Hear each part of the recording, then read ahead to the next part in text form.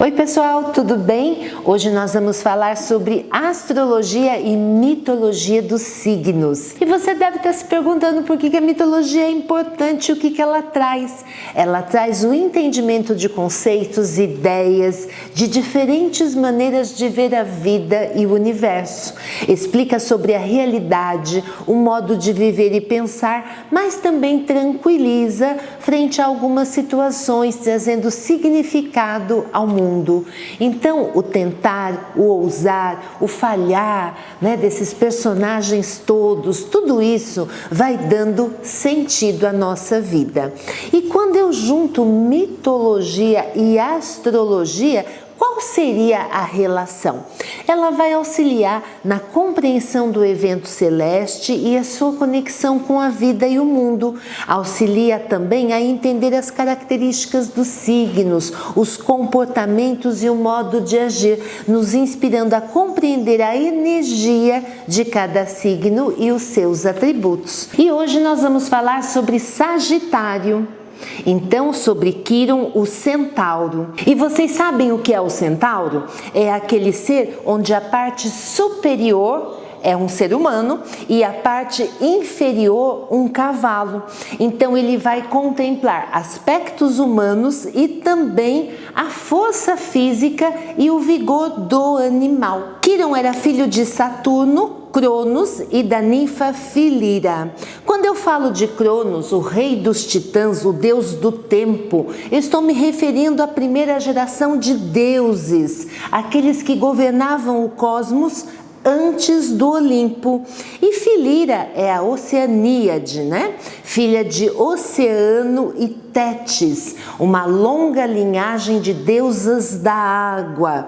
Então, como ninfa, são divindades menores femininas alinhadas à cura, à beleza, à escrita e Filira principalmente ao perfume. Ele era dono de uma grande sabedoria, conhecia infinitamente as artes, as músicas e a filosofia, porque dentro de todas as linhagens dos centauros, a de Quiron é que traz esse sentido da inteligência, do saber, do conhecimento, além de dominar com gigantesca destreza a arte curativa. E tudo isso, pessoal, com muita gentileza. Esse era o outro nome do Quiron, o gentil. Porém, um dia, acidentalmente, ele se fere com uma das flechas envenenadas de Hércules. O Hércules foi um pupilo de Quiron, que lhe ensinou ciências e moral, e realmente foi sem querer. Olha só. O Hércules, equipado com as suas flechas que estavam envenenadas com o sangue da Hidra de Lerna. Vocês sabem o que é a Hidra? É um monstro aquático, cujo corpo é um dragão e ele possui várias cabeças de serpente. Porém, o seu veneno é tão potente que ele matava apenas com o hálito qualquer um que se aproximasse dele.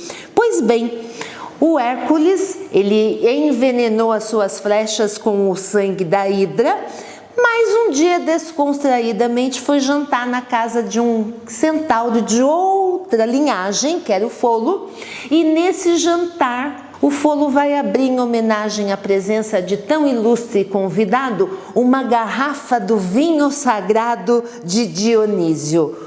Pois é, meus amigos, nesse momento que isso acontece, então aquele odor atrai uma leva grande de centauro que ficam extremamente descontrolados, porque o centauro, ele possui uma força, uma resistência e uma natureza muito forte, lembra do vigor físico do cavalo? E também aspectos humanos, mas a sua natureza é selvagem. Então, quando ele sente o álcool, quando ele está sob o efeito do álcool, ele fica incontrolável, a não ser a linhagem do Quiron, que traz a sabedoria, o entendimento e a consciência. Segura aí essa informação. O que aconteceu com isso tudo? Sem querer, o Hércules disparou uma flecha, essa flecha atingiu o Quirón e como ele era imortal, ele não conseguiu morrer, mas ele sofreu a eternidade imensamente com uma ferida que nunca cicatrizou completamente. Nada a curava e doía terrivelmente. Até que num ato de compaixão, Zeus vai permitir que ele troque a sua imortalidade com Prometeu. Vocês sabem quem é o Prometeu? Pois é, o Prometeu foi aquele que do barro criou a humanidade e por amar o ser humano, ele deu o fogo aos homens e também preservou o homem da ira de vários deuses, mas para isso esse titã foi condenado e ele foi condenado na sua imortalidade a estar acorrentado num rochedo aonde durante o dia uma águia devorava o seu fígado e à noite esse fígado era refeito e assim ele vivia atormentado dessa regeneração de uma tortura por conta do que ele havia feito. Esse foi o castigo. Então, quando o Quirón ele traz essa comoção por parte dos Zeus, vocês lembram dele, né? O rei dos deuses, o deus do trovão, e o Zeus permite então que ele faça a troca, ele entrega a imortalidade dele a Prometeu, que para ser torturado perdeu a imortalidade, e já mortal, então ele se despede das pessoas e também das suas dores, ascendendo aos céus, tornando-se símbolo de nobreza e sacrifício.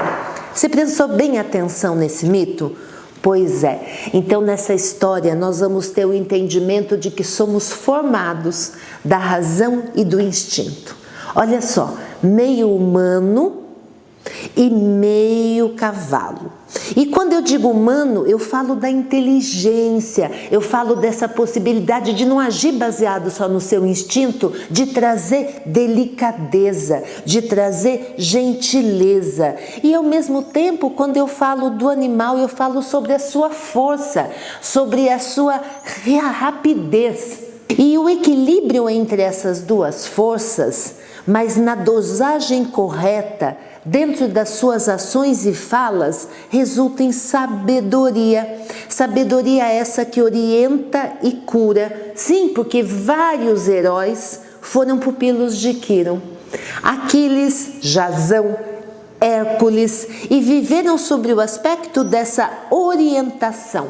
Então o cultivar, o ensinar, o ir além da perspectiva do qual aquela pessoa pensou que poderia chegar, é muito humano, né, gente? É o controle do instinto, representando então aquilo que nos move nesse momento, porém lançado dentro de outro patamar, que é como. Então é a ação e a fala regulada na dosagem certa, esse embate entre razão versus instinto. Num segundo momento, a ferida que não podia curar, e é onde o Quirón se torna então o curador ferido, que por meio da sua própria dor e ferida é capaz de entender e cuidar do sofrimento do outro. É aí então que a gente vê expressa a situação da empatia, uma capacidade muito humana, né?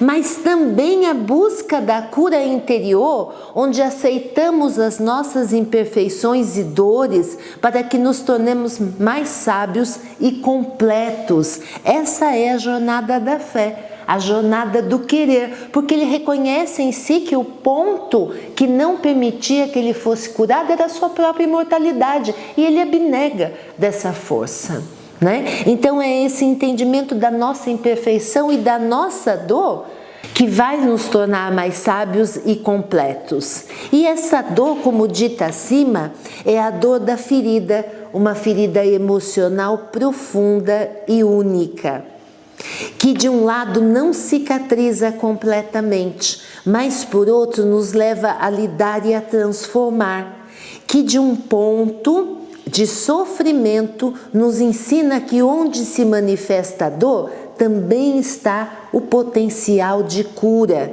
que nos faz entender que essas dificuldades que carregamos faz nascer a necessidade de aceitar essa dor e buscar nesse ponto de vulnerabilidade qual é a sua causa. Então aqui nós entendemos a razão versus o instinto, mas também a razão versus o coração, sendo que o alívio para tudo isso, a cura é o que trará a sabedoria. E assim nós temos a perfeita natureza de Sagitário.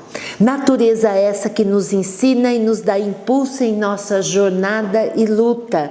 Todo mundo tem um pouquinho dessa energia, em maior ou menor quantidade, e ela está presente em alguma área da sua vida.